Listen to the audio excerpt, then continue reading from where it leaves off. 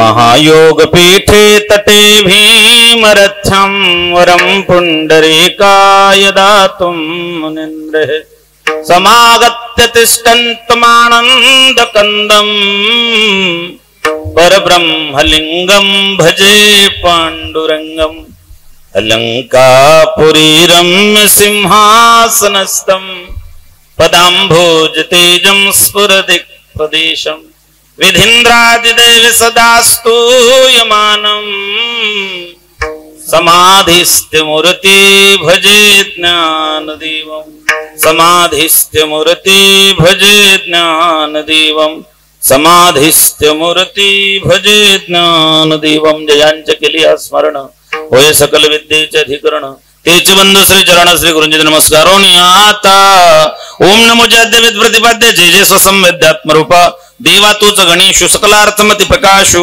मणि निवृत्तिरा स्वबधारे नमो विश्वरूपा विष्णु माय बापा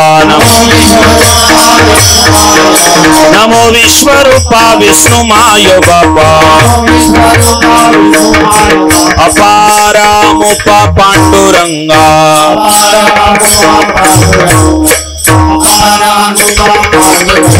पांडुरंगा करू प्रथम नमन पांडुरंगा करू प्रथम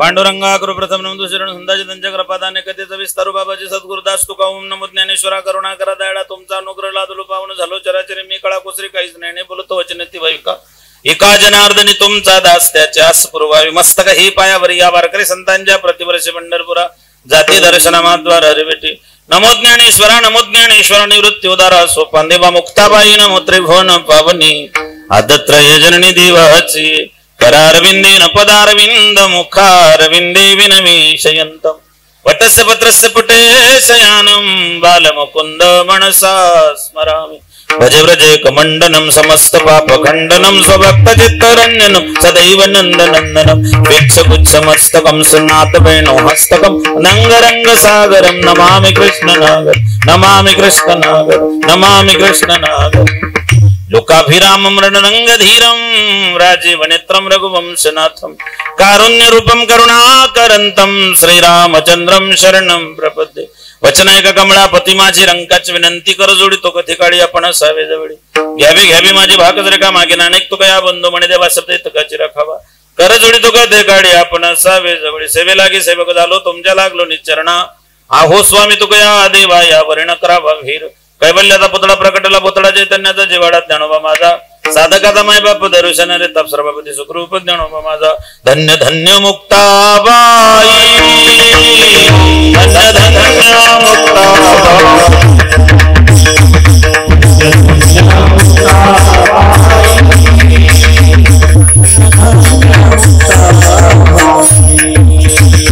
तुमचे चरणी माझे डोई तुमचे चरणी माझे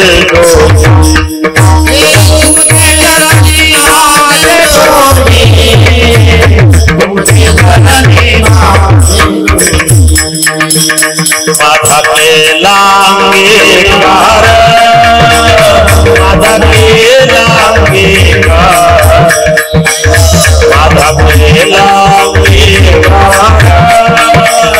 माता केला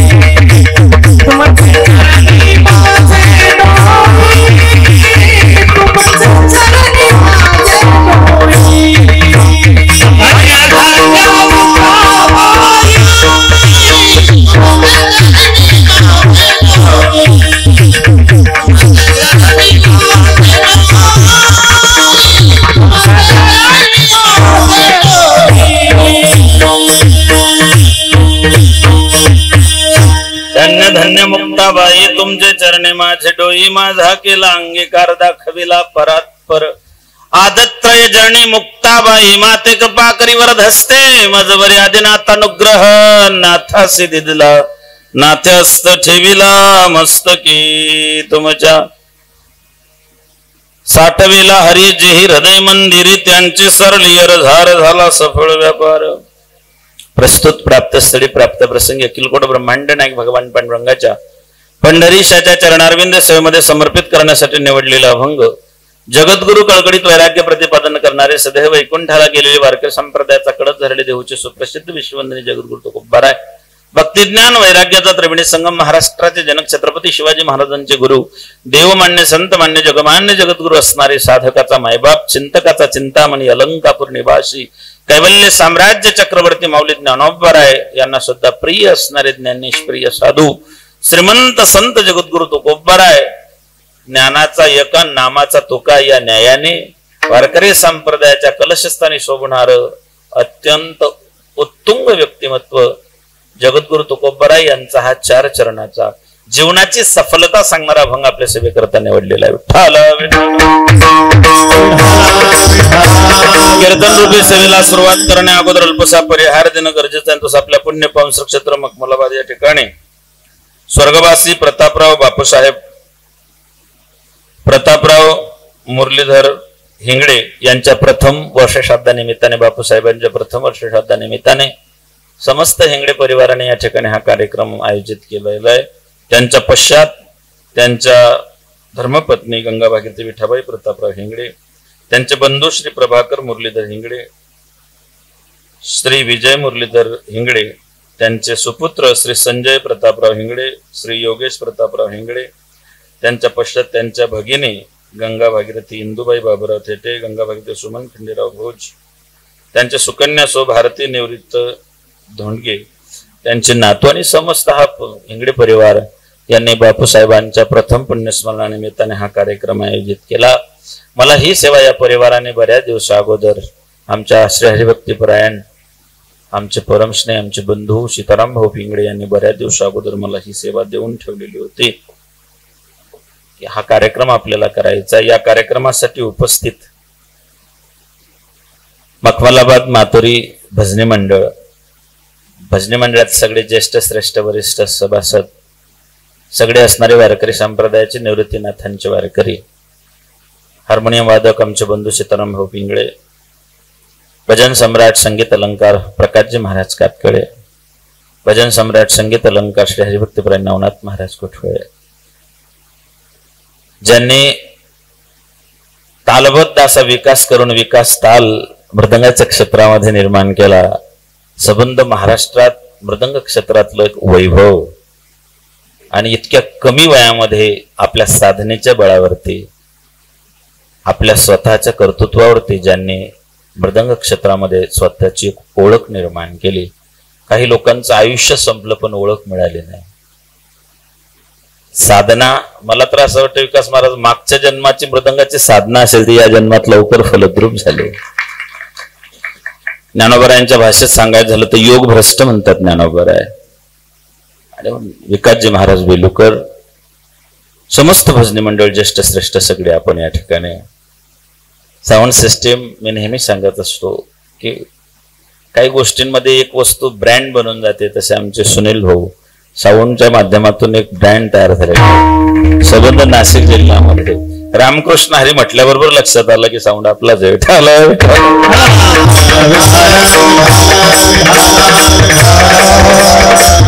या कार्यक्रमासाठी उपस्थित इष्ट मित्र गणगोत्र सगळे सगळे राजकीय सामाजिक सांस्कृतिक धार्मिक क्षेत्रातले सगळे मान्यवर, आपण ज्येष्ठ श्रेष्ठ सगळ्या क्षेत्रातले मान्यवर या ठिकाणी उपस्थित आहेत. नुसता आध्यात्मिकच कार्यक्रम नाहीये, सामाजिकच कार्यक्रम नाही, तर समाजाचे आपण काहीतरी देणं लागतो. म्हणून मोफत आरोग्य तपासणी शिबिर सुद्धा बापूसाहेबांच्या प्रथम पुण्यस्मरणानिमित्ताने या परिवाराने आयोजित केलेले आहे. ही सामाजिक बांधिलकी आणि ही सामाजिक बांधिलकी जपत असताना अध्यात्म आणि समाजकार्य या दोघांची सांगड वारकरी संप्रदायाच्या विचाराच्या माध्यमातून आपण या ठिकाणी घातली, त्याबद्दल आपल्याला मनापासून धन्यवाद. मायबाप, पुण्यात्मा, पुण्यतिथी आणि पुण्यस्मरण. पुण्यात्मा आयुष्यभर ज्या आत्म्याने पुण्य केलं, तसं महाभारतामध्ये बरेच आत्मे आहेत. पुण्यात्मा, पापात्मा, धर्मात्मा, दुरात्मा, महात्मा, हुतात्मा आणि परमात्मा. ज्याने आयुष्यभर पुण्य केलं त्याला पुण्यात्मा म्हणतात. ज्या तिथीला तो पुण्यात्मा आपला देह ठेवतो त्याला पुण्यतिथी म्हणतात. आणि त्या पुण्यात्म्याने केलेल्या पुण्याचं स्मरण आपण जेव्हा करतो त्याला पुण्यस्मरण म्हणतात. विठ्ठल विठ्ठल. आयुष्यभर बापूसाहेबांनी केलेलं पुण्य आणि त्या पुण्याईचा स्मरण आहे खर तर या जीवाचा, इहलोकीचा, या कुटुंबाशी असणारा जो आत्मिक संबंध आहे, शारीरिक नाही, नातेसंबंध नाही, आत्मिक संबंध आहे, तो वर्ष श्राद्धानंतर त्या ठिकाणी तुटत असतो. शरीराने, नातेसंबंधाने तर ते पिढ्यानुपिढ्या तो संबंध कधीच तोडता येत नाही. पण आत्मिक गरुड पुराणाच्या हिशोबाने जर बघितलं तर जो आत्मिक संबंध आहे तो त्या ठिकाणी आज तो शेवटचा दिवस आहे. आणि म्हणून याच्यासाठी केला होता अट्टहास, शेवटचा दिवस गोळ व्हावा आणि तो दिवस बापूसाहेबांचा गोळ व्हावा एवढ्यासाठी नामदान, ज्ञानदान आणि अन्नदान या सगळ्या गोष्टींची तरतूद आज या कुटुंबियांनी केलेली आहे. आई वडिलांच्या पुण्यातून माणूस कधीच उतराई होत नाही. काय हो उतराई उपकार बापाचा, गोंजारून पाजे पाना मज अमृताचा. काय हो उतराई उपकार बापाचा, गोंजारून पाजे पाना मज अमृताचा. आई वडिलांच्या उपकारातून माणूस आयुष्यभर उतराई होत नाही. भगवान श्रीकृष्णाचे शब्द आहेत. भगवान कंसाला मारून जेव्हा उग्रसेनाला मुक्त केलं, आई वडिलांच्या बंदीशाळेत गेले. आई वडिलांना मुक्त केलं. भगवान देवकी आणि वसुदेवाला सांगतात की पिताजी और माताजी हम आपके ही संतान है, मगर दुर्भाग्यवश हम आपको अपने बाल्यावस्था का सुख नहीं दे सकते. यदि कोई मनुष्य 100 वर्ष जीतकर अपने माँ बाप की सेवा करता रहे तभी वह अपने माँ बाप के उपकार से उरून नहीं हो सकता. भगवान सांगतात एखादी माणूस 100 वर्ष जगून त्याने 100 वर्ष आई वडिलांची सेवा केली तरी ती व्यक्ती आई वडिलांच्या उपकारातून उतराई होत नाही. एवढे उपकार आई वडिलांचे आहे. आणि त्यांनी जे काही आपल्यावरती त्या ठिकाणी केलेले मायबाप संस्कार आहे त्या संस्काराचा हा परिपाक आहे.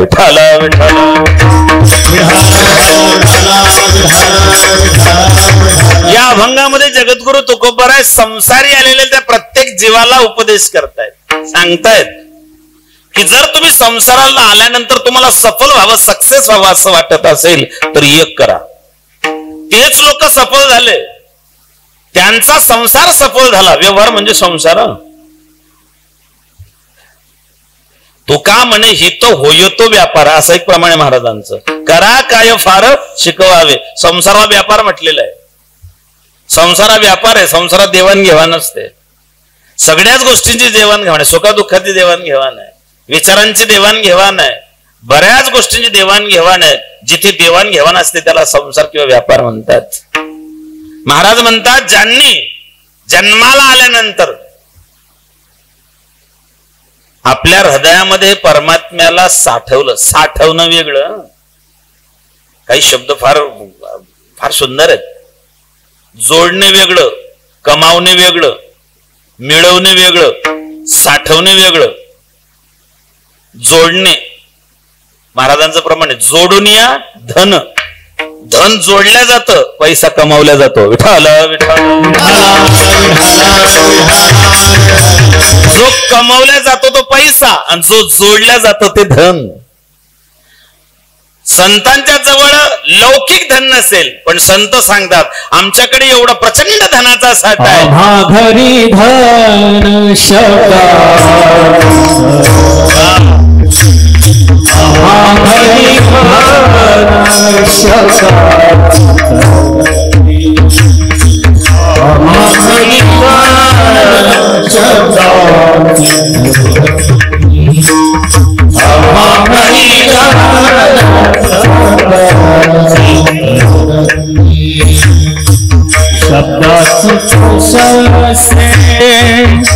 यज्ञ करो शब्दाची शस्त्रे यज्ञ करो शब्दाची आमुचा जीवाची जीवानी शब्दाची आमुचा जीवाची जीवानी शब्दाची शस्त्रे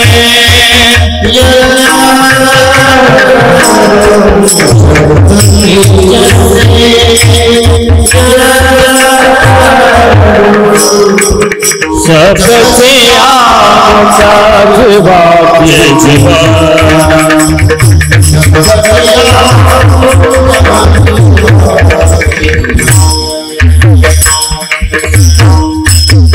तुकोबार आहे सांगता आम्हा घरी धन शब्दाचीच रत्न आहे. आमच्याकडे धन आहे परमार्थ महाधन जोडी परमार्थातलं धन जोडलं संसारातला पैसा कमवला कदाचित देव दूर जाऊ शकतो. कदाचित म्हटलं बरं नुसत्या पैशाच्या मागे लागलं तर देव दूर राहू शकतो पण परमार्थातलं धन कमावलं जोडलं की देव जोडला जातो. परमार्थ महाधन जोडी देवाचे चरण परमार्थातलं धन कमावलं की भगवंताचे चरण त्या ठिकाणी जोडल्या जातात. देवाचे चरण आहेत माय बापो जी ही चरण की बाबा गोस्वामी वर्णन करतात. म्हणून ज्यांनी हृदयामध्ये देव साठवला साठवणे वेगळं. महाराज मुलीच्या लग्नासाठी काही धन साठवून ठेवलंय हो महाराज. 8 महिने कमवून साठवून ठेवलेलं आहे. 4 महिने पावसाळ्यामध्ये शेतीमध्ये धान्य साठवून ठेवलेलं आहे कारण पुढचे 8 महिने त्याच्यावरतीच काढायचे आहेत. साठवलं की ते पुढे काम येतं. ज्यांनी हृदयामध्ये परमात्मा साठवला साठविला हरी जेही हृदय मंदिरी. कारण देव साठवण्याची एकच जागा आहे. ज्यांनी देव हृदयात साठवला त्यांचा फायदा काय झाला. त्यांची सरली यरधार त्यांचं येणं जाणं संपलं. आता कैसे येणे जाणे सहज खुंटले बोलणे. त्यांची यरधार जी होती पुनरपि जननम पुनरपि मरणम किती वेळा जन्मा यावे किती व्हावे फजित जी येण्या जाण्याची जी यरधार होती ती संपली. महाराज कीर्तनाला यायची इच्छा होती पण ते दिवाळीच्या सामानासाठी नाशिक मध्ये इतक्या यरझार घालावे लागले असा थकून गेलो. साधं नाशिक मध्ये 4 चक्रा मारले तर माणूस म्हणतो यरझार घातलेलंही थकलो. इथे तर पुनरपि जननम पुनरपि मरणम 84 लक्ष योनी यरझाराचे माय बापो. महाराज म्हणतात त्या यरझारा जर चुकवायच्या असतील त्यांची सरली यरझार झाला सफळ किंवा सुफल व्यापार. त्यांचा संसार सुफळ झाला. आजी संसार सुफळ झाला गे माय देखलिया पाय विठोबा. साठवला म्हणून पाय सापडले माय बाप. त्याला एकदा साठवलं त्यांची सरली यरझार झाला सफळ व्यापार. हारी आला हाता. जी गोष्ट सहज हाती लागलेली मग कयची भयचिंता. भयचिंता राहिली नाही का हो. कारण ज्या गोष्टीमुळे भय आणि चिंता निर्माण होते त्या एक कर्म. आणि तुकोबारा तुका म्हणे हरी काही उरुनिधी उरी. मागचं कर्मच त्या ठिकाणी संपवून टाकलं. त्याच्यामुळे भय आणि चिंता जीवनात उरलीच नाही. विठाला विठाला विठाला विठाला विठाला विठाला विठाला विठाला विठाला. काही गोष्टी जोड शब्द आहेत. दिवस रात्र पाप पुण्य काळ गोर आपलं पोरक. तसा एक शब्द जोडू नये जन्म मरण.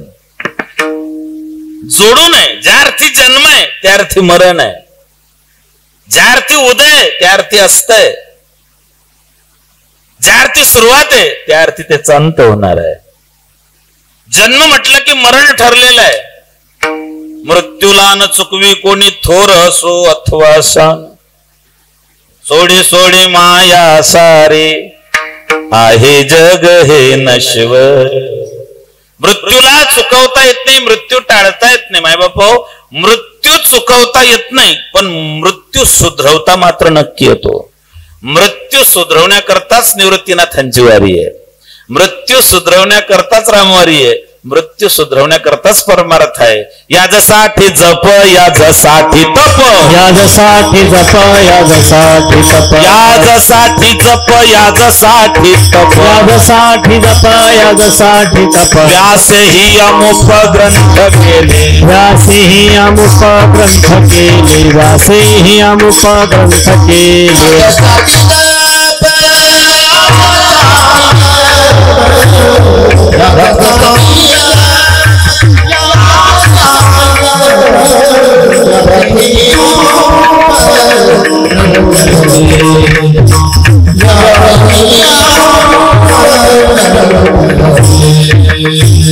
याजसाठी जप, याजसाठी तप, याजसाठी जप, याजसाठी तप. दासेहि अमुक ग्रंथ केले, दासेहि अमुक ग्रंथ केले.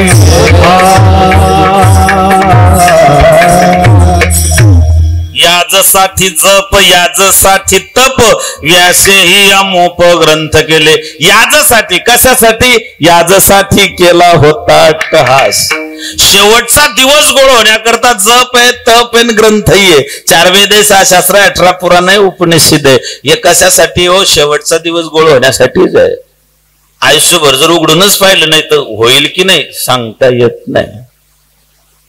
एवढ्यासाठीच तो अट्टहास होता माय बापा. एवढ्यासाठी संतांनी आम्हाला या गोष्टींची माहिती दिलेली, आमच्यासाठी करून ठेवलेल्या आहे. जीवनामध्ये 5 गोष्टी अत्यंत महत्वाच्या आहेत. महत्वाच्या म्हणण्यापेक्षा त्या तुमच्या माझ्या हातात नाहीये. 5 गोष्टी ईश्वरानं त्याच्या हातात ठेवलेल्या आहे. 5 वस्तू माणसाला देऊन टाकल्या. 5 गोष्टी शब्द, स्पर्श, रूप, रस, गंध माणसाला देऊन टाकल्या. पंचमहाभूतांपासून जन्माला आला देह तुमच्या स्वाधीन करून दिलेला आहे. पण 5 गोष्टी देवानं त्याच्या हाती ठेवलेली. त्याच्यातली पहिली गोष्ट आहे जन्म. जन्म तुमच्या हाती नाही. जन्माची एक प्रक्रिया आहे. काय प्रक्रिया आहे? दुःशिलो मातृदोषात, पितृदोषात मूर्खता, कार्पण्य वंश दोषात, आत्मदोषात दरिद्रता. जन्म 4 ठिकाणी कशा कशा पद्धतीने घेतल्या जातात. दुःशिलो मातृदोषात, पितृदोषात मूर्खता. आईचा दोष जर असला तर चरित्रहीन मुलगा जन्माला येतो. बापाचा दोष असला तर मूर्ख मुलगा जन्माला येतो. वंशाचा दोष असला तर कंजूस मुलगा जन्माला येतो. आणि त्या जीवाचा स्वतःचा दोष असला तर तो अत्यंत दरिद्री म्हणून जन्माला येतो. पुन्हा दरिद्री वेगळा आणि गरीब वेगळा. गरीब वेगळा. कोवा दरिद्री आचार्य म्हणतात, श्रीमदांत भगवतपाद शंकराचार्य. कोवा दरिद्री. कोण दरिद्री आहे? भरपूर देण्यासारखं पण देत नाही, तो दरिद्री आहे. गरीब वेगळा. बरं, सुदाम गरीब होते, दरिद्री नव्हते. काही लोक दरिद्री असतात. अजून एक त्याच्यामध्ये सुधारित शब्दाला कर्म दरिद्री. विठाला विठाला विठाला विठाला विठाला विठाला. जन्म तुमच्या हाती नाही. जन्म कुठे घ्यायचा आहे तुमच्या हाती नाही. दुसरा आहे लग्न तुमच्या हाती नाही. कहते हैं कि रिश्ते आसमान में बनाए जाते हैं. लग्नाच्या काठी स्वर्गात बांधल्या जातात म्हणे. आणि खरं आहे ते एकदम सत्य. ज्याला जे पाहिजे तसं मिळत नाही. मी एक वाक्य नेहमी सांगत असतो, सगळ्यांना पाहिजे ते पाहिजे तसं पाहिजे तेव्हा मिळालं असतं तर जगण्याला गंमत आणि देवाला किंमत उरलीच नसते. काही ना काही लुफोस ठेवलाच देवाने. देवाना अशा बरोबर जोड्या लावल्या आहे. 70, 30, 80, 20, 60, 40, 50. काय समजायचे ते तुम्ही समजा. आता पुढे काही विस्तार करून सांगायची गरज नाही. हे टक्केवारी सांगितले मी. 80% हुशार असला त्याच्या पदरात 20% हुशार आहे, तेव्हा ते 100% होईल ना. हे बी 100 आणि ते बी 100, 200% शक्यच नाही माय बाप. भांडणच होणं, संघर्ष आहे, आयुष्यभर संघर्ष आहे. अशा बरोबर देवाने जोड्या लावलेल्या आहे. जोड्या लावा, गॅप भरा. विठाला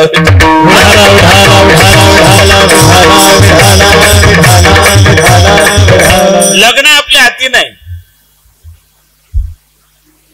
रावणाला बरेच मुलं झाले, त्याच्यामध्ये मुलगी झाली होती एक, म्हणजे बऱ्याच असतं. आकडा तर लय मोठा आहे, त्याचा विस्तारच लय मोठा आहे. तुमचा ना आपला विस्तार नाथबाबांच्याच भाषेत सांगू का? नामाचे कुटुंब सांगावटेश्वर एका जनार्दने विस्तार मुक्ताबाईचा. हा सगळा मुक्ताबाईचा विस्तार आहे. रावणाचा भला मोठा विस्तार होता. रावणाला मुलगी झाली तर रावणाच्या घरामध्ये पंचांग सांगायचं काम ब्रह्मदेव करायचे. ब्रह्मदेवाकडे काम काय होतं? पंचांग सांगायचं. जी सटवी पुसतात आपण 5वीच्या दिवशी, सटवाई, ती सटवाई रावणाचे पाय दाबायचं. रावणाचे पाय दाबायचं काम सटवाईकडे होतं. एकदा रावणाचे पाय चेपीत असताना रावणाचा डोळा लागला. ते मी मृत्यूच्या वेळेस सांगेल तुम्हाला. सटवाई पाय दाबायची, ब्रह्मदेव पंचांग सांगायचा. आणि मग मुलगी झाली, तिचं जातक विचारलं ब्रह्मदेवाला. म्हणले, ब्रह्मदेवा माझ्या मुलीचं लग्न कुठे होईल सांगा. ब्रह्मदेव म्हणले, रावणा तुला खरं सांगितलं पटणार नाही. तू सनकी आहे, सर्किट आहे, तुला आवडणार नाही. तू एक तर तापट आहे, संतापी आहे, चिडखोर आहे, सत्य तुला पचणार नाही. रावण म्हणलं, नाही नाही, मी तुम्हाला अभय देतो. ब्रह्मदेवाला सांगतोय रावण, किती अहंकारी असला पाहिजे. मी तुला अभय देतो. ब्रह्मदेवा सांगा मुलीचं लग्न कुठे होईल. ब्रह्मदेवाने सांगितलं, तुझ्या पोरीचं लग्न तुझ्या महालामध्ये जो झाडू मारायचं काम करतो त्याच्या पोरासोबत होणार. कारण कदापि शक्य नाही, मी ती होऊ देणार नाही. हे 31 कोटी देव माझ्या ताब्यात आहे, हे मी कदापि होऊ देणार नाही. ब्रह्मदेव म्हणले, करून पहा. त्याने काय केलं, आपल्या सैनिकांना सांगितलं, जा त्या पोराला, जो झाडू मारण्याचा पोरगा आहे त्याला आणा, त्याच्या पायाचा डावा अंगठा तोडून टाका आणि त्याला नदीत फेकून द्या. त्या पोराला आणलं, त्याच्या पायाचा डावा अंगठा तोडला, त्याला नदीत फेकून दिलं. ते पोरग वाहत एका गावाच्या काठाला लागलं. जाको राखे साईया मार सके ना कोई, बाल न बाका होई जब सारा जग बैरी होई. देवतारी त्याला पण जो हातोपाई मरी त्याला देव काय करी. तो का म्हणे, पुढे बांधोनी दगड तेथे काय कोळ धावाया,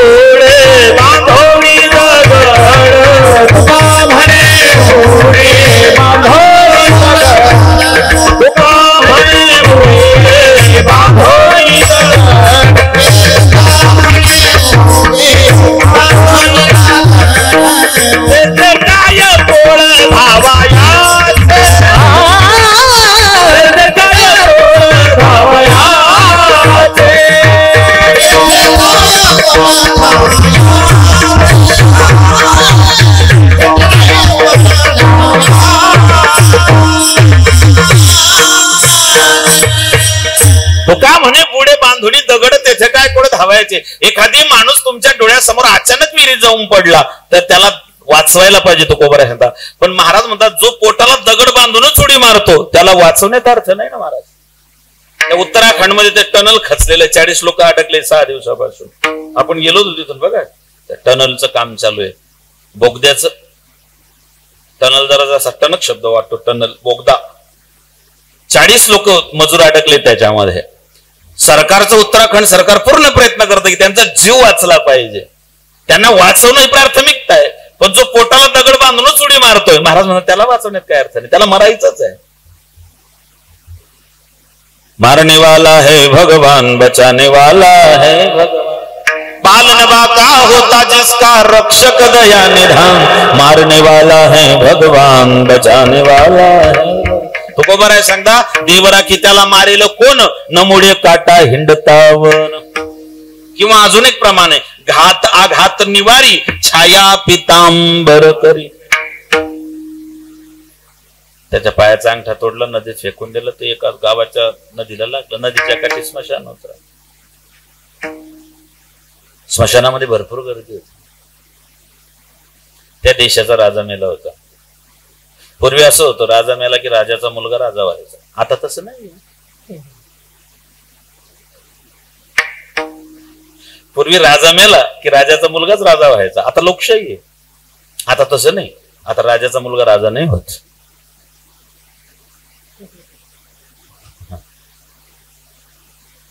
दुर्दैव असं होतं की त्या राजाला मुलबाळ नव्हतं. राजा निपुत्रिक होता. धर्मशास्त्र सांगतं निपुत्रिकाचं तोंड पाहू नये. पण मग निपुत्रिक कोणाला म्हणतात ते समजून घ्या. ज्याला मुलबाळ होत नाही त्याला निपुत्रिक म्हणत नाही. ज्याच्या पोटी संतती येत नाही त्याला निपुत्रिक म्हणत नाही. मग निपुत्रिक म्हणतात कोणाला? कोटी रुपयाचं शरीर ज्या देवानं दिलं त्याच्याकरता ज्याला वेळ नाही तो एक नंबरचा निपुत्रिक आहे. सकाळी उठल्याबरोबर जर एका नास्तिक माणसाचं तोंड पाहिलं तर 100 गाई मारण्याचं पाप लागतं महाराज. पण नियम असा आहे, पहाटे जो भेटायला पाहिजे तो भेटत नाही. ज्याचं तोंड पाहायची इच्छा नाही तो पहाटेच रामराम केल्याशिवाय राहत नाही. कोठे काही एक आहे एक नाही. मुलबाळ नव्हतं राजाला. मग राजाला जर मुलबाळ नसतं तर मग राजा निवडायचा कसा? तेव्हा काही इलेक्शन नव्हतं, वोटिंग नव्हती. मग राजा निवडायचा कसा? मग त्या काळात हत्तीच्या सोंडेत फुलांची माळ द्यायची. हत्ती ज्याच्या गड्यात फुलांचा हार घालेल तो राजा. याचा अर्थ असा आहे, हत्तीला माणसं ओळखता येतात. हत्तीला माणसं ओळखता येतात. 4 पायाच्या हत्तीला माणसं ओळखता येतात. वाईट ह्या गोष्टीच आहे. हत्ती माणसं ओळखतो आणि माणसं फसत्यात. अहो काय झालं? माणूस ओळखण्यात चूक झाली. अरे हत्तीला कळालं भल्या माणसात, तुला कळालं नाही. बर, जुन्या काळामध्ये जेव्हा सैनिक लढायला जायचं, पाणी प्यायचे तेव्हा काही बाटलीचा प्रकार नव्हता. मग जलाशयावर, तलावावरती, नदीवरती, नाल्यावरती, झऱ्यावरती पाणी प्यायचं सैनिक. बऱ्याच वेळा काय व्हायचं, त्या तलावामध्ये शत्रू पक्षाचे लोक विष कालवून द्यायचे आणि ते पेलं की ते मरायचे. मग सैनिक काय करायचे? स्वतः पाणी पित नव्हते, आधी घोड्याला पाणी पाजायला. ज्या ठिकाणी घोडा पाणी पिला ते पाणी शुद्ध असायचं. म्हणजे घोड्याला कळतं कोणतं पाणी पिलं पाहिजे. घोड्याला कळतं घोड्याला कोणतं पाणी पिलं पाहिजे. घोड्याला अजून एक नियम असा आहे, गाढव गढूळ पाणी पित नाही महाराज. गाढव गढूळ पाणी पित नाही. माणूस किती गढूळ असला तरी सोडत नाही. गाढवाला कळतं गढूळ पाणी पिऊ नये. गाढवाला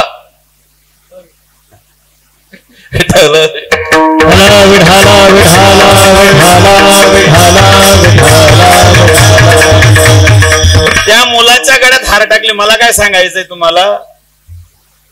लग्न आपल्या हातीने आहे. पोराच्या गळ्यात हार टाकला हत्तीने, त्याला राजा बनवला. त्याने स्वकर्तृत्वावर तो मोठा झाला, खूप मोठा पराक्रम केला, नावलौकिकाला गेला, कीर्ती वाढली. सज्जनाची कीर्ती झाले वारे हत्ती.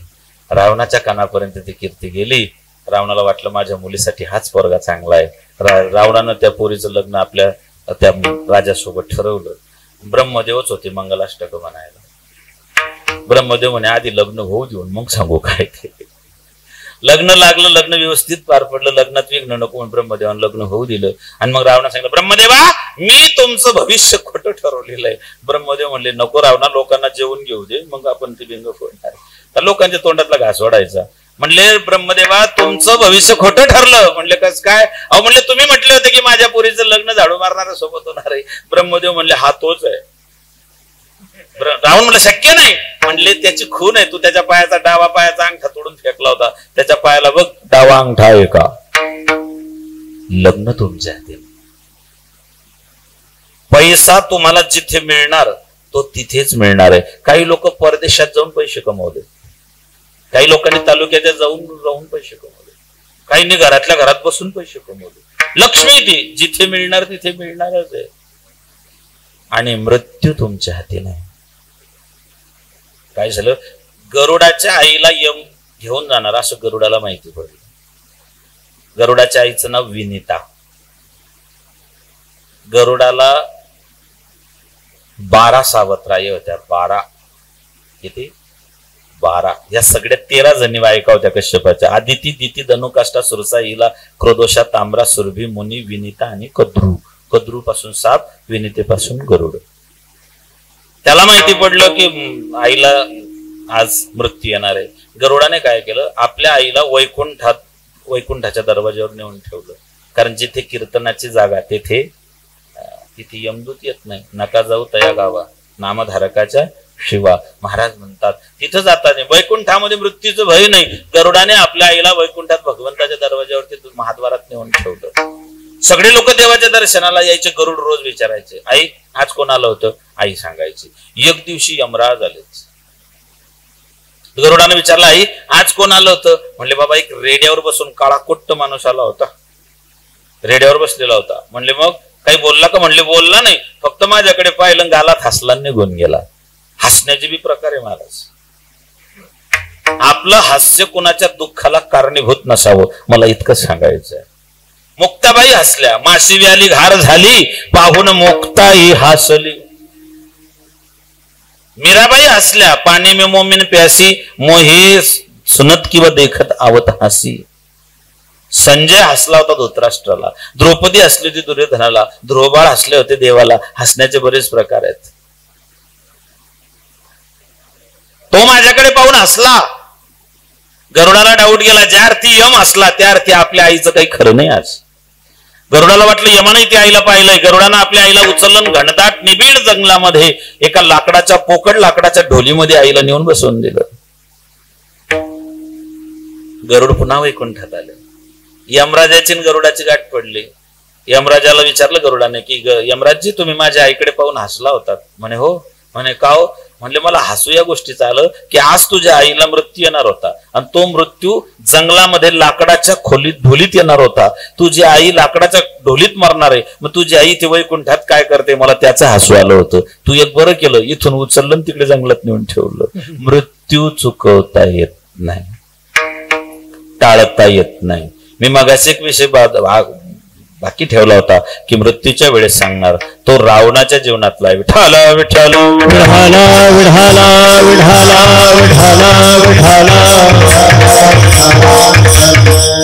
सटवी पाय दाबायचे रावणाचे. लंकेमध्ये श्रावसी नावाची एक राक्षसीनी बाळंतीण झाली. तिच्या बाळाचं बारसं होतं. पाय चेपत असताना रावणाचा डोळा लागला. त्या सटवीला वाटलं की रावण झोपलाय, तोपर्यंत आपण आपले बाकीचे काम उरकून घेऊ. ती गेली. रावणाला जाग आली. परत येताना पाहिलं, म्हणले कुठे गेली होती? तेव्हापासून तो शब्द पडलाय, सटवाई. कुठे गेली होती? सटवाई सारखे काय फिरते, हा शब्द तिथून आहे. सटवाईने सांगितलं, रावणा तुला माहिती माझ्याकडे काम कोणतं दिलंय ब्रह्मदेवाने? कोणाचा जन्म झाला की मी त्याच्या कपाळावरती टाकली, ते असं धर्मशास्त्र सांगतो. मी गेली होती. मग रावणाने सांगितलं तू बाकीच्यांचं भविष्य सांगते, माझं सांग, मी कधी मरणार आहे? ती म्हणले आता आली का पंचायत, तुझं मरण मी कसं सांगायचं? नाही म्हणले सांग. म्हणले मग ऐक, तुझ्या मृत्यूचा विषय अगोदरच तुझ्या त्या ठिकाणी जन्माच्या अगोदर झालेला आहे. म्हणले कोणी? प्रभू रामचंद्राचे आजोबा अज नावाचा राजा. रावणाने सटवाईला विचारलं की माझं मरण कधी होणार आहे? तेव्हा सटवाईने सांगितलं अज नावाचा राजा, अजयच्या पोटी दशरथ, दशरथाच्या पोटी राम, आणि त्या रामाच्या हातून तुला मरण येणार आहे. रावणाने असा विचार केला, जर अज राजाच्या नातूच्या हातून मरण येते, मी अज राजालाच मारून टाकलं तर मरणाचा विषयच राहत नाही. नार आहे का बास न बजेगी बासुरी. याने अयोध्येवर चढाई केली. अज राजा हुशार होता. त्याने विचारलं आपण रावणाची खोटी काढली नाही, काही घेणं नाही देणं नाही, लढाईचं कारण काय? तेव्हा त्यांनी दूत पाठवलं. विचार रावणा माझ्या अयोध्येवर चढाई करण्याचं कारण? त्याने सांगितलं बा तुमच्या पोटी तुमच्या वंशात जो नातू येणार आहे त्याच्या हातून मला मरण आहे. म्हणले मग तुम्हालाच मारून टाकतो, त्याच्यामुळे मग पुढचा विषयच राहत नाही. अज राजाने सांगितलं हे बघ आपल्या दोघांचं वैरत्व किंवा मला मारायचंय, माझ्या एकट्यासाठी एवढ्या निष्पाप लोकांचा जीव घेण्यात काही अर्थ नाही. म्हणले मग आपण असं करू, आपण दोघी जण लढाई करू, जो जिंकला जो वाचेल. म्हणले मग इथे करून फायदा नाही, अंपायर त्या ठिकाणी इमानदार पाहिजे. स्वर्गात चला. स्वर्गात गेले. देवसभेमध्ये बृहस्पतीला सांगितलं की आम्हाला लढाई करायची. बृहस्पतीने विचारलं लढाई करण्यामागचं कारण काय? रावणाने सांगितलं यांच्या वंशात नातू येणार आहे, यांच्या घरात, त्या नातूच्या हातून मला मरण येणार आहे, म्हणून मी यालाच मारून टाकतो, पुढचा विषय संपून जाईल. त्यावेळेस बृहस्पतीने सांगितलं एक काम कर ना, लढाई करायची गरज नाही. म्हणले मग समोर जो लाकडी दरवाजा आहे रावणा, त्याच्यावरती जाऊन लात मार जोरात, तो दरवाजा तुटला की आज राजा मरणार आहे, त्याचं मरण त्याच्यात आहे. याने जोरात जाऊन त्या दरवाज्यावरती लात मारली. लात मारल्याबरोबर आतून एवढ्या जोरात कोणीतरी किंचाळलं की रावण खाली कोसळला. बृहस्पती विचार रावणा काय झालं? म्हणले काही नाही झालं. शेवटी इगो हर्ट होतो ना माणसाचा. मोटरसायकल जर स्लिप झाली तर माणूस लागलं किती ते नाही पाहत, कोणी पाहिलं तर नाही हे पाहत. रावण पडला, त्याला पडला त्याचं नाही, बृहस्पती विचार काय झालं रावणा? म्हणले काही नाही हो, आतमध्ये कोणीतरी. म्हणले मग जाऊन विचार. रावण जवळ गेला आणि विचारलं कोण आहे? आतून आवाज आला मी भस्मासूर. इथे काय करतायत? म्हणले भगवान महादेवाच्या जगतजननीकडे वाईट नजरेनं पाहिलं तेव्हापासून मला इथे आणून ठेवलेलं आहे. कोणीतरी लात मारली त्या दरवाजाला, 2 खिडे, ते खिडे माझ्या डोळ्यात टोचल्या जातात, त्याच्या मला यातना होतात. म्हणले मग आता तू इथे किती दिवस राहणार आहे? त्याने सांगितलं कोणीतरी रावण नावाचा राजा होणार आहे, तो रामाच्या सीतेला पळवणार आहे, तिला पळवलं की त्याला इथे आणून बांधणार आहे, मला सोडणार आहे. रावण तिथून डायरेक्ट लंकेत आला. मृत्यू चुकवता येत नाही. जन्म, लग्न, पैसा, मृत्यू आणि तुमची असणारी लौकिक कीर्ती या गोष्टी भगवंतानं त्याच्या हातात ठेवलेल्या आहे. पण या सगळ्या गोष्टी प्राप्त करताना बडियाचे अंकित आम्ही झालो बळीवंत, या सगळ्या गोष्टी प्राप्त करत असताना ज्याच्या ताब्यात आहे तोच जर आपल्या ताब्यात आला तर बाकीच्या गोष्टींचे सगळे प्रश्न सुटून जातात.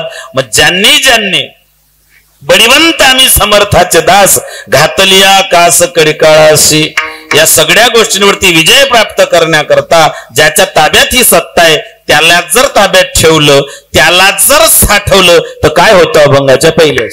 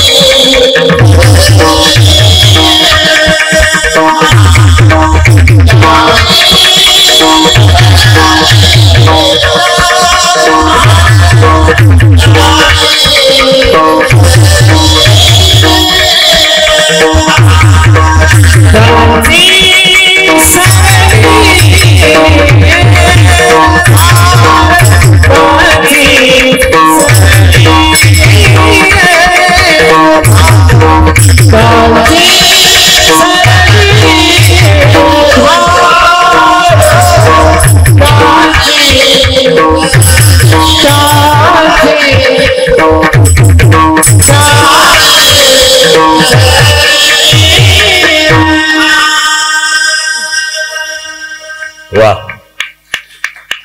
साठविला हरी जिही हृदय मंदिर, त्यांची सरली यरधार, झाला सफळ व्यापार. म्हणून जनाबाई सांगते हृदय बंदी खाना केला, त्यात देवच कोंडला. तुकोबारा घेऊन फिरले होते. देव साठवण्याची एकच जागा आहे. देव डोळ्यात साठवला तर वृत्ती बदलते. देखिला डोळा बैसला म्हणे, तोची वदनी उच्चारी. जर हृदयात साठवला, साठविला हरी जिही हृदय मंदिरी. हृदय ईश्वराची त्या ठिकाणी साठवण्याची जागा आहे. लोक म्हणतात देव न लगे साठवणीचे रुंदले जागे. जागा शिल्लक राहिली नाही, त्याच्यामध्ये संसार घेऊन बसलेला. त्यांचे सरली यरधार, झाला सफळ व्यापार. संसारी एक व्यक्ती आहे, त्यांनी देवाला हृदयात साठवलं. एक पारमार्थिक नाही, एक ब्रह्मचारी व्यक्ती आहे, त्यांनी देवाला साठवलं. आतापर्यंत या जगामध्ये हृदयात साठवलं दोनच लोकांनी. एक नैष्टिक ब्रह्मचार्याने देवाला साठवलं आणि एक संसारी माणसाने संसार करून देवाला हृदयात साठवलं. दोनच लोकांना भगवंताला हृदयात साठवता आलं. एक उघडून आपली छाती दाविले प्रभू भगवान, एक मुखाने बोला बोलते जय. बजरंग बलीने आपली छाती उघडून भगवंताला दाखवली. भगवंताने बजरंग बली बद्दल म्हणावं, काय द्यावे त्याशी व्हावे उत्तराई. राम पे जब जब विपदा आए, राम पे जब जब विपदा आए, कौन बना रखवाला, मेरा बजरंग बाला. ओ मेरा बजरंग बाला, मेरा बजरंग बाला. ओ मेरा बजरंग बाला, मेरा बजरंग बाला. ओ मेरा बजरंग बाला, मेरा बजरंग बाला. राम पे जब जब विपदा आए, राम पे जब जब विपदा आए, कौन बना रखवाला, मेरा बजरंग बाला. मेरा बजरंग बाला, मेरा बजरंग बाला. मेरा बजरंग बाला.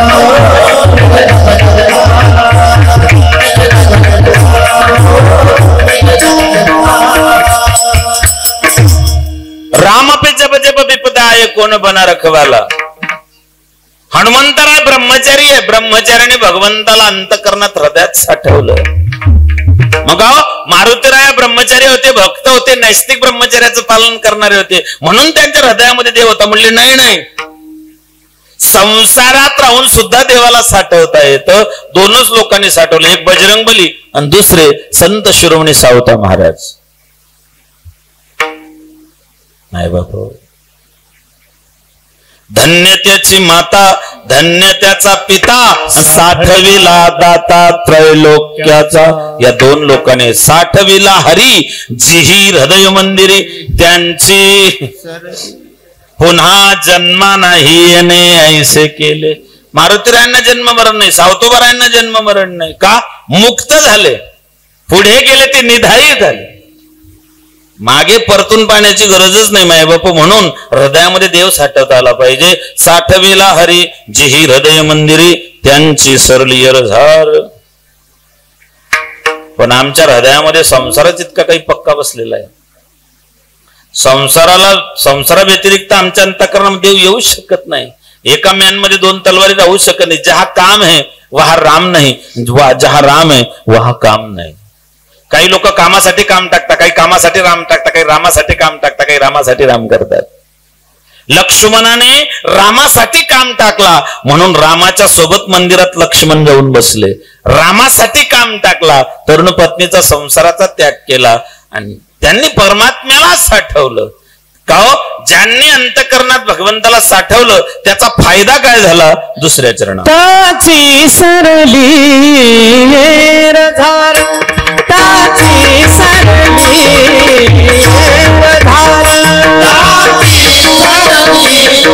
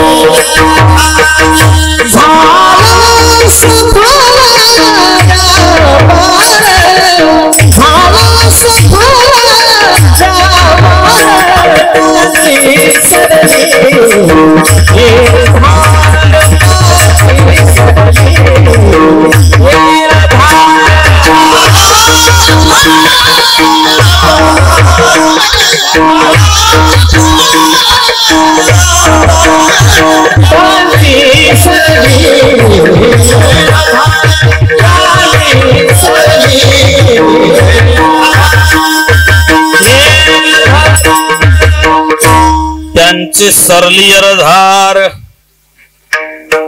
झाला सफळ किंवा सुफळ व्यापार. मायबाप त्यांची संसारातली पुन्हा पुन्हा जन्माला येण्याची जी काही अर्धार होती ती थांबली. ती फक्त भक्तांचीच थांबते.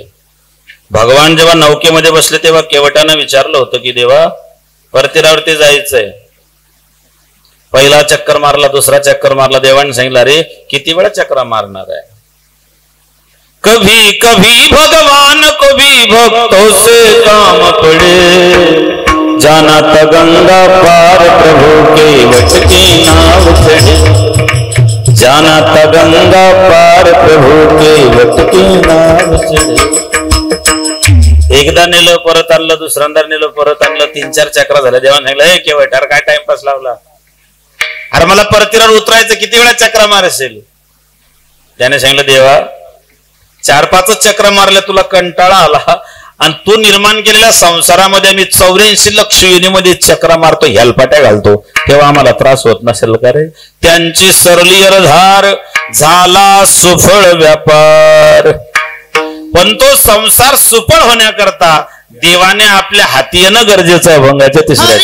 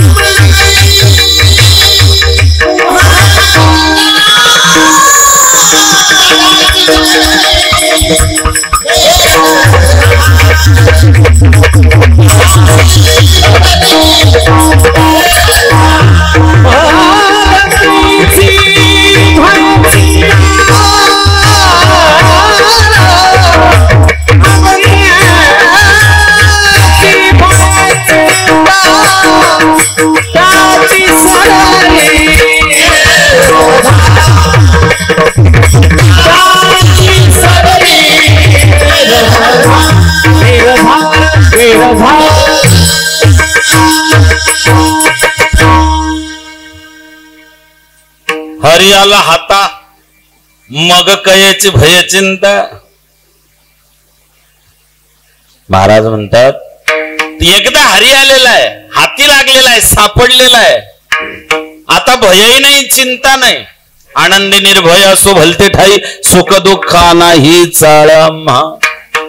मृत्यूची भीती नाही, जगा काळ खाय आम्ही माथा दिला पाय. काही लोकांना देव 2 जन्म लागले तेव्हा देव भेटला. नारदाला 2 जन्म घ्यावे लागले तेव्हा देव भेटलेत. मागच्या जन्मात दासीपुत्र होते, पुढच्या जन्मात ब्रह्मदेवाच्या घरी जन्म झाले. नारदाला 2 जन्मात देव भेटला. ध्रुवाला 5 महिन्यात देव भेटला. 5 वर्षाचे ध्रुव बाळताने अढळपदी बैसविले बहुमानी. नारदाला देव हाती येण्याकरता 2 जन्म घ्यावे लागले. ध्रुव बाळाला 5 महिन्यात देव हाती आला. राजा परीक्षितीला 7 दिवसामध्ये त्या ठिकाणी देव सापडला. 15 दिवसामाजी विठोबा भेटला. तुकोबारायांना 15 दिवसामध्ये देव हाती आला. तुकोबारायांना 15 दिवसात हाती लागला. राजा परीक्षितीला श्रवणे परीक्षिती तरला भूपती 7 दिवसा मुक्ती झाली तया. खटवांग रायाला 1 तासात देव हाती लागला. 1 तास उरला खटवांग राय भाग्यदशा कैसी प्राप्त झाली. काहींना 2 जन्म घ्यावे लागलेत, काहींना एका जन्मात भेटला, काहींना 5 महिन्यात भेटला, काहींना 15 दिवसात भेटला, काहींना 7 दिवसात भेटला, खटवांगरायला 1 तासात भेटला. अजून पुढे जाऊन सांगू, तुम्हाला एका क्षणात देव भेटेल. मी नाही सांगत, आपली सगळ्यांची माय सांगते. देवाची द्वारी ज्ञानोबराय म्हणता हो ते 2 जन्म ते 15 दिवस आणि 8 दिवस इतकं नाही, फक्त क्षणभरी तेवढं तर स्थिर झालं पाहिजे. आपल्याला देव का भेटत नाही सांगू का? आपण मंदिरात गेल्यानंतर अशा जागी उभं राहतो जिथून देवही दिसेल आणि चपलाही दिसतील. देह देवा पुढे चित्त खेटराकडे कुठून देव भेटणार आहे हो? एका वेळेला एकच काम करायला पाहिजे. हरियाला हाता मग कयची भय चिंता, त्यांची सरली झार झाला सफळ व्यापार. विठोबार घुमाई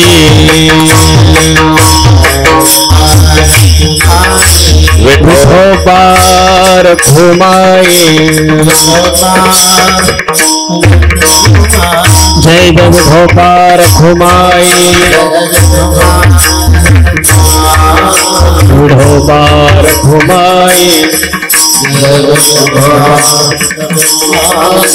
विठोबार घुमाई विठोबार घुमाई. टाळी वाजवा, भजन करा. चाल घ्या ना भैरवी, भैरवी चाल म्हणू द्या. हो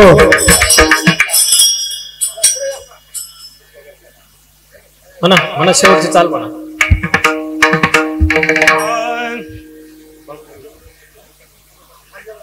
शेवट म्हणू का? शेवट शेवट भैरवी तुका म्हणे. तुका म्हणे हरी, तुका म्हणे हरी, तुका म्हणे हरी, तुका म्हणे हरी, तुका म्हणे हरी, तुका म्हणे हरी, तुका म्हणे हरी, तुका म्हणे हरी, तुका म्हणे हरी, तुका म्हणे हरी,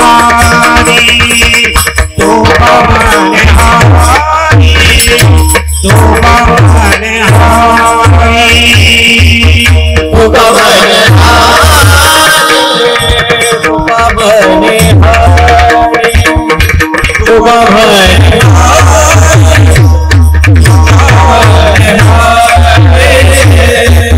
काही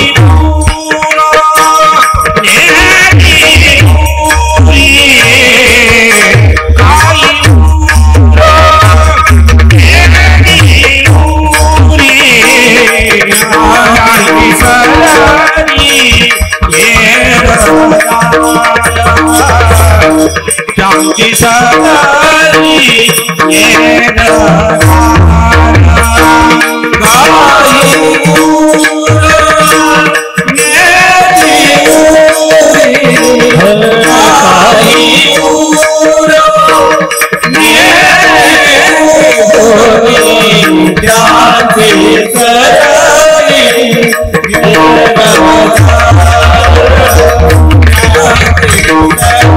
दिवरी. त्याच्यामुळे झालं काय? त्यांची सरलीयर झार झाला सफळ व्यापार.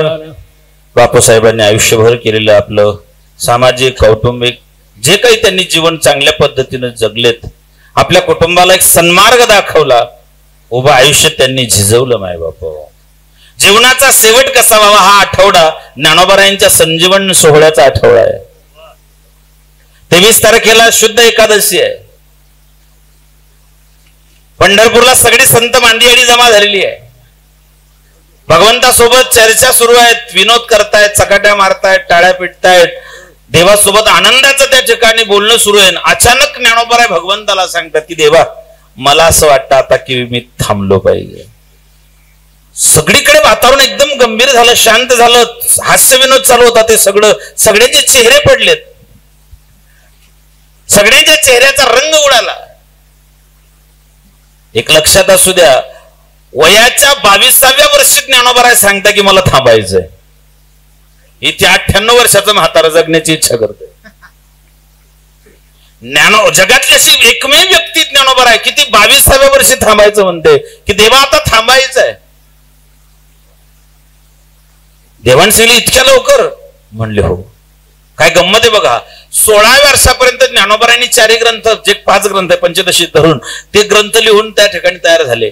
उरलेल्या वेळेमध्ये त्यांनी तीर्थाटन केलं. जीवनमुक्त ज्ञानी जरी झाले पावन देवतीर्थ भजन न सांडिती, उरलेल्या वेळेमध्ये त्यांनी भारत भ्रमण केलं. आणि वारकरी संप्रदायाचा पायाभरणी फक्त ज्ञानोबारांनी 3 वर्षात केलेली आहे. त्या ज्या वेळ मिळाला 3 वर्ष, त्या 3 वर्षामध्ये ज्ञानोबारांनी वारकरी संप्रदायाची पायाभरणी केली. 16व्या वर्षी ज्ञानेश्वरी लिहून तयार झाली आणि 22व्या वर्षी ज्ञानोबा सांगताय मला थांबायचंय. हे ऐकलं निवृत्तीनाथांनी. ज्येष्ठांच्या आधी कनिष्ठांनी जाणे. निवृत्तीनाथांनी म्हणावतले ना, अरे मी मोठा आहे, मोठा भाऊ आहे, आधी मोठ्याने जायचं असताना मग धाकट्यांनी. या जगातलं सगळ्यात मोठं दुःख हे आहे की म्हाताऱ्या बापाच्या खांद्यावरती तरुण मुलाचं प्रेत जाणं. मी गुरु आहे, मी भाऊ आहे, या नात्यानं ज्ञाना माझी तुझ्याकडे एक मागणी आहे. 16 वर्षाची ज्ञानेश्वरी लिहून तयार झाली आणि तुम्ही जायचं म्हणतायत. ज्ञानराजा, मला असं वाटतं, अधिकारवाणीनं सांगतोय, 2 वर्ष माझ्यासाठी थांबावं. गुरुची आज्ञा मोडता येत नव्हती. ठीक आहे, 2 वर्ष थांबायचा होकार दिला. 2 वर्षाने काळ आला. जगा काळ खाया मी माथा दिला पाय. काळ आला. काळाला येताना पाहिलं. काळ दिसल्याबरोबर त्या ठिकाणी सोपान काका जवळ गेले आणि सांगितलं, दादा, निवृत्तीनाथ दादा मोठे होते, गुरु होते, म्हणून तुम्ही त्यांचा शब्द पाळला. मी धाकटाय, माझा अधिकार नाही का हो? त्यांच्यासाठी 2 वर्ष, माझ्यासाठी 2 वर्ष थांबा. सोपान काकानं काळाकडे 2 बोट केले. काळ निघून गेला. पुन्हा 2 वर्षानं काळ आला.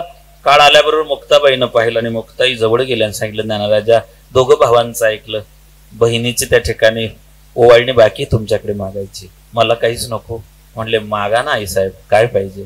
म्हणले, दादा, निवृत्तीनाथ दादांकरता 2 वर्ष, सोपान काकांकरता 2 वर्ष, माझ्यासाठी 2 वर्ष थांबावं तुम्ही.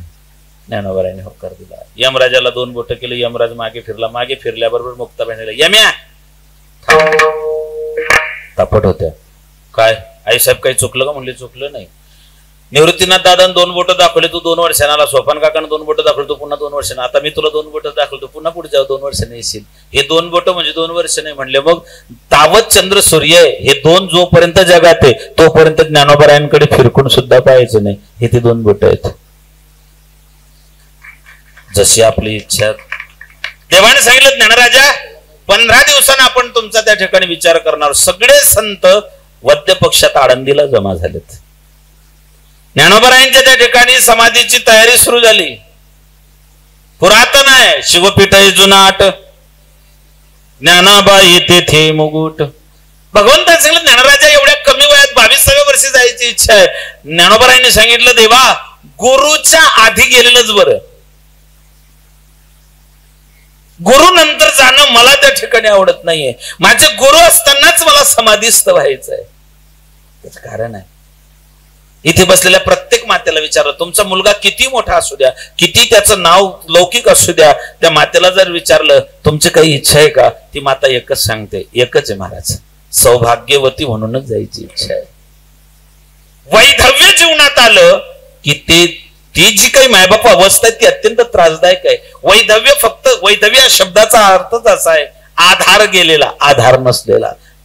पुरुषांसाठी सुद्धा तो लागू पडतो. रावण रणांगणात पडलेला आहे, मंडोदरी आलेली आहे, मंडोदरी रडते आहे आणि मंडोदरी रावणाला विचारत सांगतेत की रावणा, नाथ म्हणून रावणाला विचारतेत की महाराज, स्वामी, नाथ, तुमचं नाव लौकिक, तुमचा अधिकार, तुमची भक्ती, तुमचं साम्राज्य, जोपर्यंत इंद्रिय तुमच्या ताब्यात होते तोपर्यंत देवता तुमच्या ताब्यात होत्या. मंडोदरी रडताना सांगते की स्वामी, मी, तिचं नाव मंदोदरी, मंद उदरी तिचा विग्रह असा होतो, मयासुराची मुलगी आहे. मंदोदरी सांगते, अहो माझं सौंदर्य जाऊ द्या, माझ्या ज्या दास्या आहेत त्या सुद्धा सीतेपेक्षा सुंदर होत्या. जोपर्यंत इंद्रिय तुमच्या ताब्यात होते तोपर्यंत जगावरती, काळावरती तुमची सत्ता होते. तुम्ही घसरलात. मी एका राजाची मुलगी आहे, दशानन रावणाची पत्नी आहे, ज्याने इंद्राला हरवलं त्या इंद्राजिताची मी आई आहे. पण दुर्दैव आहे, तुम्ही जर आज जाताय तर माझ्या जगण्यात अर्थ नाही, वैधव्य जीवनामध्ये प्राप्त झालेलं आहे. ज्ञानोबा सांगतात, आधार गेला, थांबण्यात अर्थ नाही. जगातल्या सगळ्यात श्रीमंतीच्या बाबतीत ज्ञानोबरायांचा उल्लेख केला जातो. देवनिवृत्तीने धरले दोन्ही कर. उठविला नंदी शिवाचा ढवळा. जेव्हा विवरामध्ये घेऊन गेले, एक हात निवृत्तीनाथांनी, एक हात भगवंतानं. धूत वस्त्राची घडी घातलेली ज्ञानोबराय त्याच्यावर बसलेले, ज्ञानेश्वरी समोर ठेवलेले, पद्मासन घातलेलं आहे. आणि मग भगवंतानं सांगितलं, ज्ञानोबराया उभं आयुष्य समाजासाठी जगासाठी तुम्ही केलेलं आहे. आज माझा मान राखा. ही जीवनाची साफल्यता आहे माय बापू. देवाने म्हणावं आज माझा मान राखा आणि काहीतरी मागून घ्या. काय मागू देवा सांगा. तुमचा मान राखतो. भगवंताला ज्ञानोबरायने म्हणावं काय तुम्ही सांगता मागून घ्या, म्हणून एकच मागणे मागतो. काय? शुद्ध एकादशी तुमच्यासाठी, वद्य माझ्यासाठी राखून ठेवा. म्हणून तेव्हापासून 750 वर्षापासून शुद्ध भगवंताची वारी आहे आणि वद्य ज्ञानोबरायांची वारी आहे. निवृत्तीनाथ दादा आले, ज्ञानोबरायांच्या डोक्यावरती हात ठेवला आणि निघाले. तोपर्यंत संयमाचा बांध फुटला नव्हता, दुःख ओसंडून वाहत नव्हतं. एकदा डोक्यावर हात ठेवला, ज्ञानोबरायांना समाधिस्थ केलं, विवराच्या बाहेर आले. निवृत्तीनाथ दादा रडायला लागलेत. नामदेवराय रडतायत. नामदेवराय सांगतात, देवा आम्ही संत मंदियाळी, आम्ही कोमल हृदयाचे आहेत, आम्ही रडतो याच्यात नवल नाही. पण निवृत्तीनाथ दादा वैराग्याचे महामेरू आहेत. आज वैराग्याच्या महामेरूचा बांध फुटलेला आहे. नामा म्हणे देवा पेटला होता क्षण, करा समाधान निवृत्तीचे. आम्हाला नका समजू, जे वैराग्याचे महामेरू आहेत त्यांची समजूत घाला. भगवान निवृत्तीनाथांना सांगता की दादा तुम्ही वैराग्याचे महामेरू आहात, तुम्ही भगवान शंकराच्या शिवाचे अवतार आहेत, हे सगळं तुम्हाला माहिती आहे, तरी तुम्ही रडता. याच्या मागचं कारण काय? त्यावेळेस निवृत्तीनाथ दादा सांगतायत, काय सांगू देवा ज्ञानोबाची ख्याती, काय सांगू देवा ज्ञानोबाची ख्याती.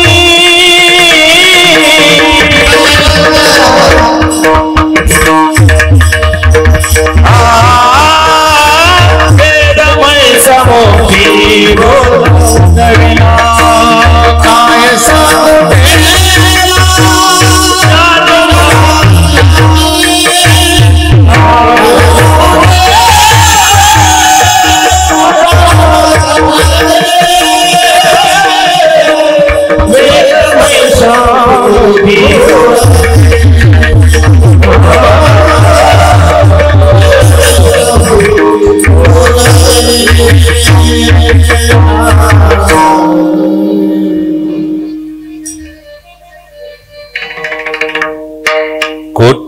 कोठवरवानो त्यांचे स्वरूप स्थिर. काय सांगू देवा ज्ञानोबाचे ख्याती, वेद महिषामुखी बोलले. कोठवरवानो त्यांची स्वरूप स्थिती, चालवेली भिंती मृत्युकेची. माय बापा जाता जाता एकच सांगेल, या जगात चित्राची पूजा होत नाही, या जगात चारित्र्याची पूजा होते. चित्र किती सुंदर निघू द्या तुमचं, पूजा कोणीच करत नाही. महाराजांचं चरित्र होतं. ज्ञानोबरायांचं चारित्र्य ज्ञानोबरायांच्या भाषेत सांगतो, जन्मतेन प्रसंगे श्रीदेह शिवनी अंगे तेथून अवघे सोडे की जे. चित्राची पूजा नाही, या जगात चारित्र्याची चरित्राची पूजा होते. म्हणून चारित्र्य आणि चरित्र या दोघी गोष्टी जीवनामध्ये अत्यंत महत्वाच्या आहेत. ते छत्रपती शिवाजी महाराजांच्या जीवनात, धर्मवीर शंभूराजांच्या जीवनात, ज्ञानोबराय तुकोबरायांच्या जीवनामध्ये होतं. या कुटुंबाने, या भावंडांनी आपल्या डोक्यावरचा आधारवड त्या ठिकाणी गमावलेला आहे. पितृछत्र त्या ठिकाणी डोक्यावरच गेलेलं आहे. एक फार सुंदर गीत आहे, उरामधी माया त्याच्या काळ्या मेघावानी, दाखविना कधी कोणा डोळ्यातील पाणी. झिजू झिजू संसाराचा गाडा हाकला, ओटामध्ये हसू जरी कणा वाकला. घडीभर थांब गड्या ऐक त्याची थाप रे, लई अवघड आहे गड्या उमगाया बाप रे, उमगाया बाप रे. लई अवघड आहे गड्या उमगाया बाप रे, उमगाया बाप रे. ज्याने आयुष्यभर झिजू झिजू संसाराचा गाडा हाकला, कणा वाकलेला आहे, अंतःकरण त्या ठिकाणी द्रवीभूत लेकरांसाठी आहे.